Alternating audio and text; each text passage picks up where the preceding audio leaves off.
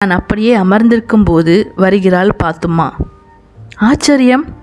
ஒரு ஆடும் அவளுடன் வருகிறது. கதீஜாவும் வருகிறாள்.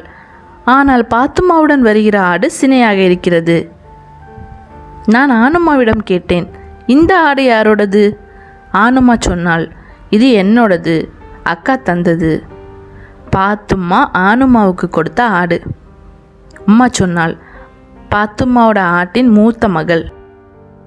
அப்படியென்றால் ஆனுமாவுக்கும் ஒரு ஆடு இருக்கிறது. அது என் பக்கத்தில் தான் வசித்தும் வருகிறது. இருந்தும் இந்த விஷயம் எனக்கு தெரியாது. ரெண்டையும் வேறுபடுத்தி பார்க்க எனக்கு தெரியவில்லை. ரெண்டுமே தவிட்டு நிறத்தில் ஒரே மாதிரியாக தான் இருந்தன. பிறகு நான் கூர்ந்து பார்த்தபோது பாத்தும்மாவின் ஆட்டில் கண்களை சுற்றி ஒரு கருப்பு அடையாளம். ஆடு வந்ததுமே ஓடி வீட்டுக்குள் புகுந்தது. பாத்தும்மாவிடம் நான் கேட்டேன், ஏன் பாத்தும்மா, இன்னைக்கு நீயும் ஆடும் வர இவ்வளோ